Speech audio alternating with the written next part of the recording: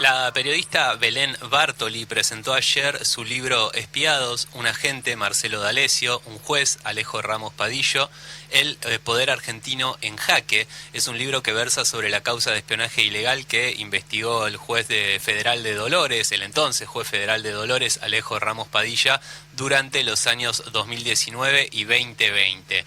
Es una causa que ha revelado la aplicación del lawfare y que permite avisorar que detrás de este espía, Marcelo D'Alessio, hubo otros sectores que o ponen en jaque el sistema democrático argentino. Para conversar al respecto estamos en comunicación con la autora del libro, Belén Bartoli. ¿Qué tal, Belén? Buenas tardes. Juan Iguarino te saluda desde el Ágora en Radio Nacional. ¿Cómo estás? Hola Juan, buenas tardes a vos, a tu equipo, a la audiencia y muchísimas gracias por tomarte el trabajo de querer saber más sobre este tema. No, por favor, la verdad que un gusto, interesantísimo el libro, un tema que te comento que acá en nuestra ciudad prácticamente los medios no lo han cubierto, pero recuerdo que fue y es un caso de gran impacto que vos corregime si no es así, pero explotó con la revelación de estas extorsiones que había realizado Marcelo D'Alessio al empresario Pedro Echevez, que involucraban, por así decirlo, el favor del fiscal Stornelli en la causa Cuadernos. Bueno, ¿cómo fue tu acercamiento a esta causa? ¿Qué sentiste cuando se conoció todo esto a través de la presentación que hizo Ramos Padilla en el Congreso, en la bicameral? ¿Y cómo surgió esta idea de hacer una investigación detallada que plasmás en este libro?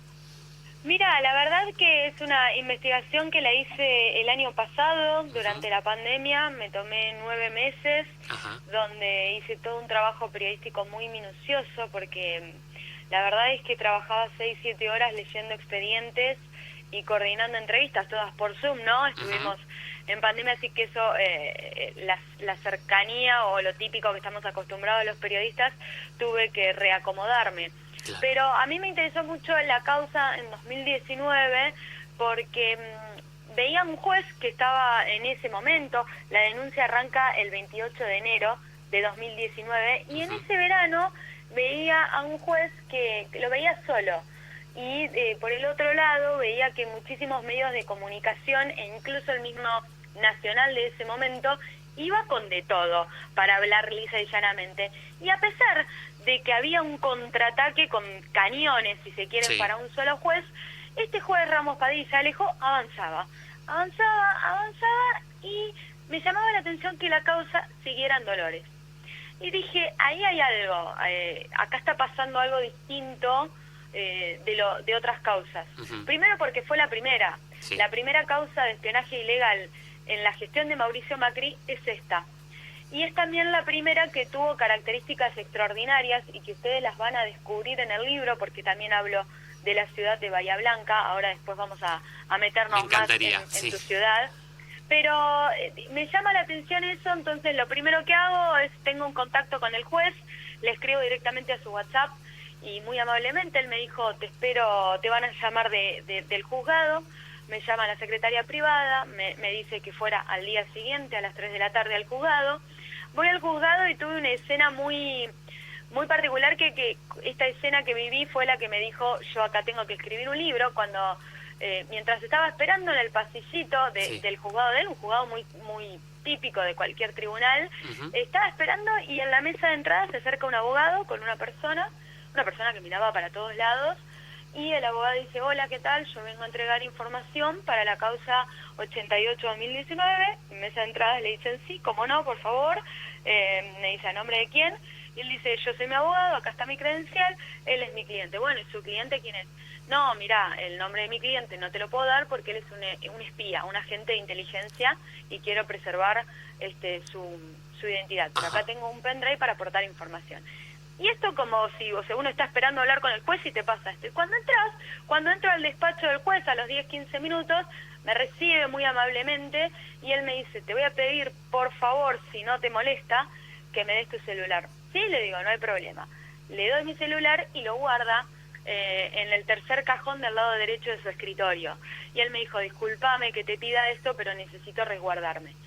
Entonces, esas pocas escenas dije, acá hay que hacer algo. O sea, agarremos cualquier serie de espías y esto es 1000 veces superior, porque además tiene todo ese contexto que está en Argentina, donde ocurren esas barbaridades, que su despacho estaba en un primer piso, todo vidriado, y yo pensaba, me está pidiendo estar resguardado de la seguridad, y acá a la noche podés tirar una piedra y entrar por la ventana, porque es un pueblito muy pequeño, Dolores, y donde no estaba ese marco de seguridad que uno se puede llegar a imaginar que tienen los jueces, o que había custodia. Entonces todas esas cosas dijeron en mi cabeza, en la parte periodística, nada, es por acá, tengo que hacer algo. Y dejé que la causa fuera avanzando para ver cómo es que él avanzaba, y justamente veía que un gobierno lo seguía atacando y no se doblegaba, veía a un juez que avanzaba y que a medida que lo íbamos conociendo era un juez militante de los derechos humanos, en el sentido de que antes de ser juez fue abogado, y fue el abogado de los excombatientes de Islas Malvinas, y gracias a Ramos Padilla, de los 129 soldados que tenemos enterrados en las Malvinas, conocemos la identidad de 119. Entonces, también tenías a una persona sumamente formada y con una concepción de la justicia que yo no había visto nunca. Y por el otro lado teníamos a un Marcelo D'Alessio muy verborrágico, muy charlatán, y una persona que a medida que se fueron encontrando pruebas era un hombre que todavía no puedo decirte si es abogado o si es contador o si es perito mercantil, que te estoy tirando algunas de las posibilidades que puede llegar a ser, porque no hay universidad que lo reconozca. Pero era una persona que hablaba con la ministra de Seguridad de la Nación, Patricia Bullrich, y van a encontrar las conversaciones en el libro, con el fiscal Carlos Stornelli, y van a encontrar lo que charlaban y los horarios. A veces charlas a las 2:30 de la mañana, a veces charlaban a las 11 de la mañana, charlas con comisarios de toda la provincia de Buenos Aires, charlas con dirigentes políticos, de lo que se te ocurra. Entonces no era un loquito que andaba suelto por la vida extorsionando. Era una persona en la que entraba a los principales despachos de poder, y no entraba pidiendo la puerta, entraba abriendo la puerta y manejándose como en su casa. Esa es esa historia, yo cuento esa historia, lo que ocurrió en estos 2 años de Argentina, con un juez al que lo di vuelta en términos periodísticos, porque también lo investigué y no pude encontrar nada que me hiciera ruido en términos periodísticos, y a un Marcelo Sebastián D'Alessio que es antagónico, un personaje antagónico, similares en edades, y que se cruzan en esta historia a través de una denuncia de Pedro Echeves, y que abre una caja, las cloacas de la democracia, si se quieren, porque se ve todo un sistema de espionaje ilegal que contaba, en mi teoría y en lo que yo propongo en el libro, con el aval del mismísimo presidente Mauricio Macri. No digo que estuviera todos los días digitando que se hacía, pero sí que él permitió que todo este sistema paraestatal de inteligencia funcionara en el país, porque lo dotó de recursos. Claro, está la foto esa de D'Alessio junto a Bullrich en un operativo. Hay chats con Bullrich, que ella luego dijo que era un celular viejo que usaba el nieto. También creo que tiene alguna conversación con Oliveto, una diputada reelecta. Con Pablo Oliveto hay conversaciones, con Elisa Carrió hay conversaciones. Por ejemplo, yo no sé si recordarás, pero el 6 de febrero de 2019 Ramos Padilla hace el allanamiento en la casa de... Bueno, es muy impresionante por lo que me han leído, me han comentado las personas que lo leyeron, cómo cuento esa escena, porque ahí está la primera cara de esos dos. Está el audio de ese allanamiento donde Marcelo D'Alessio lo quiere intimidar, confundiéndolo con el juez Villena, y lo corre. Y yo justamente te quería preguntar por esto, si hay algún conocimiento de por qué se toma este atrevimiento con quien pensaba que era el juez federal Villena, juez de Lomas de Zamora, que hay que decir que también tuvo una causa o 2 de espionaje ilegal posteriormente, y luego se las quitaron. ¿Cómo es esta relación entre D'Alessio y Villena?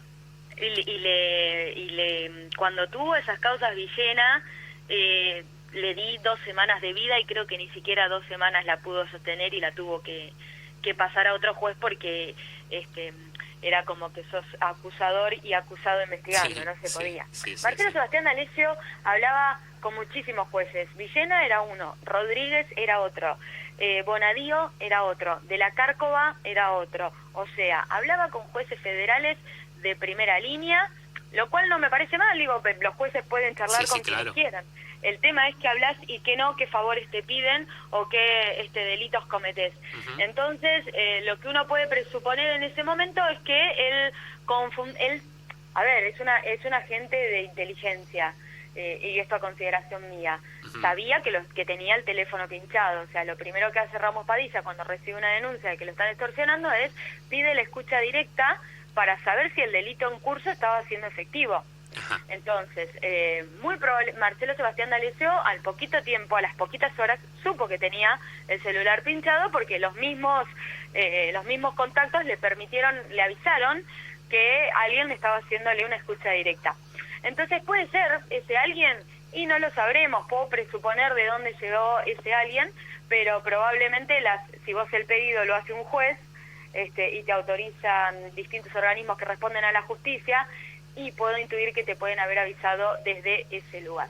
Entonces cuando Ramos Padilla va, Marcelo Sebastián D'Alessio puede que lo haya confundido por una cuestión de jurisprudencia, o de que Villena estaba de turno en ese momento, o de una relación entre ellos dos, y que entonces, bueno, creyera que hablando de otra manera se podía solucionar. D'Alessio estaba acostumbrado a eso, claro, a que las causas no avanzaran.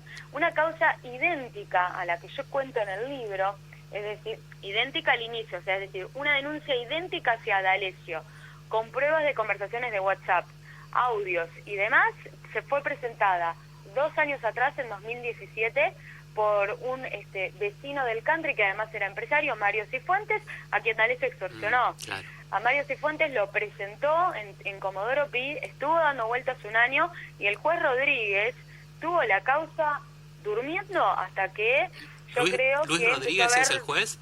¿Qué? ¿Luis Rodríguez es el nombre del juez? Luis Rodríguez, que incluso después lo llevó a juicio el año pasado. Claro, la mafia de los contenedores es el caso. Exacto, pero todo esto se reactivó cuando Ramos Padilla empieza a investigar. Incluso, fíjate esto, Ramos Padilla lo procesa primero a D'Alessio y después Rodríguez. Claro. Y las causas eran calcadas en el modus operandi. E incluso Luis Rodríguez, en la denuncia que tenía, D'Alessio le decía a Mario Cifuentes: te conviene que me ayudes porque de lo contrario te voy a hacer aparecer en Clarín, Santoro te va a hacer mierda. Esta denuncia que arranca en 2017, cuando alguien va a Comodoro Pi y te dicen te estoy investigando, Santoro llega a tomar, Daniel Santoro, el periodista de Clarín, llega a tomar conocimiento de esa denuncia de Marcelo D'Alessio y llega a leer en el expediente que D'Alessio extorsionaba a unas personas y que utilizaba su figura pública. Claro. Y Daniel Santoro, en vez de cortar relación, brinda testimonio a favor de Marcelo D'Alessio.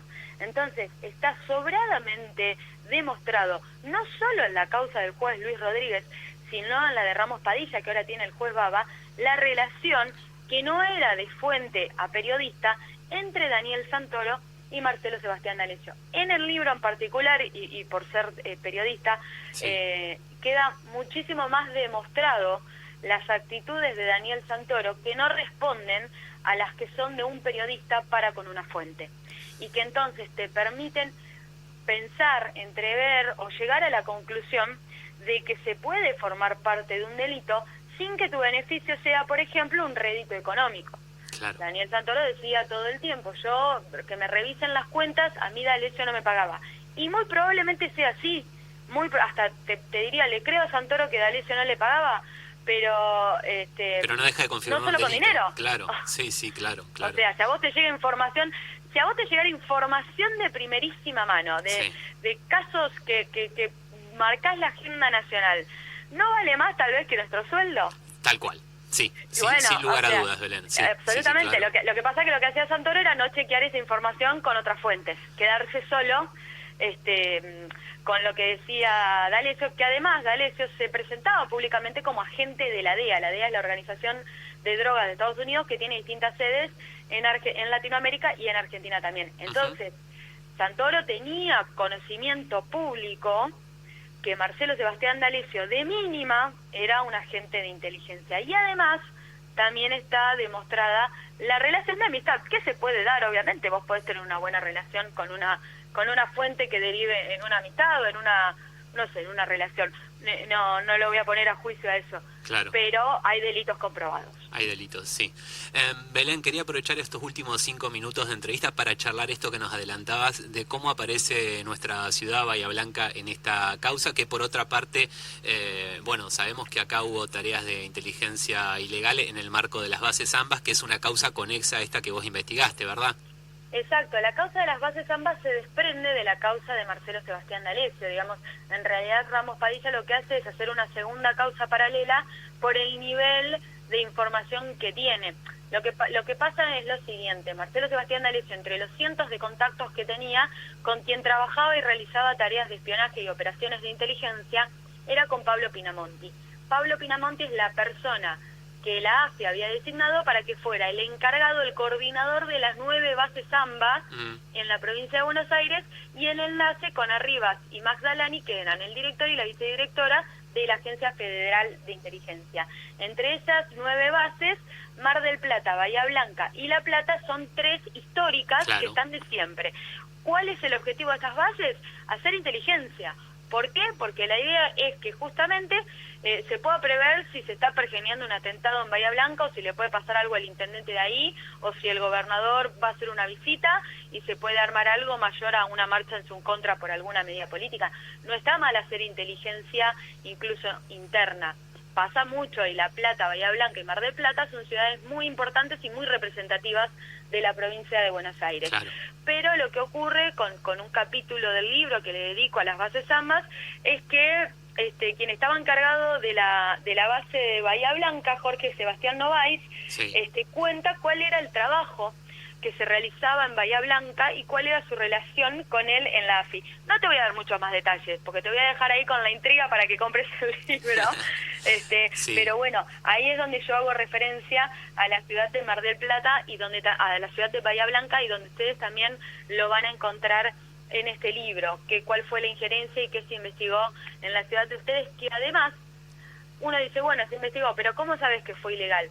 Porque en total entre las 9 bases se encontraron más de 70.000 imágenes, además de videos, de archivos de Excel y de imágenes de PDF, y ninguna de ellas derivó en una denuncia penal donde se haya demostrado alguna especie de delito, claro, o se haya detenido a alguien porque encontraron pruebas de que se quería hacer un atentado en un local partidario. Claro, claro. Entonces, eso te demuestra que además la calificación de la información, como la descargaban en archivos de Excel, donde la gravedad del delito estaba directamente implicado con la gravedad política, por ejemplo, qué pasaba con Santiago Maldonado y hasta cuánto podía ser grave para la imagen de la ministra de Seguridad, Patricia Bullrich, te permiten comprender que en realidad esa inteligencia era política y no era de resguardo nacional.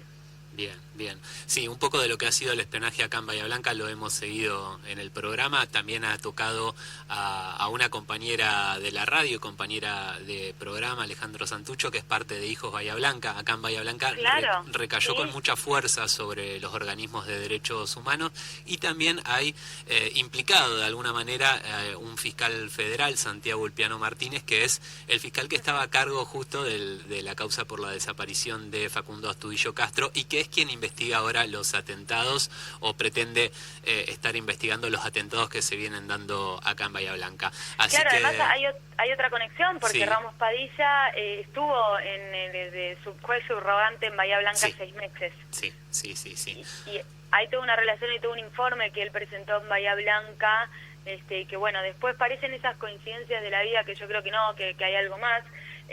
Todo su trabajo y las denuncias que él había hecho el poco tiempo que estuvo, y que después, bueno, sí derivan en este caso tan importante de Facundo, que también lo toco al pasar, porque este libro trata 2019 y 2020. Claro. Un solo dato más, como para cerrar, y el por qué mi idea, digo, es importante saber que hasta el momento en esta causa no se encontraron ni operaciones de inteligencia ni de espionaje ilegal contra Mauricio Macri, Patricia Bullrich, Arribas o Max Dalani. Es decir, ellos 4 nunca fueron investigados. Qué raro, qué raro.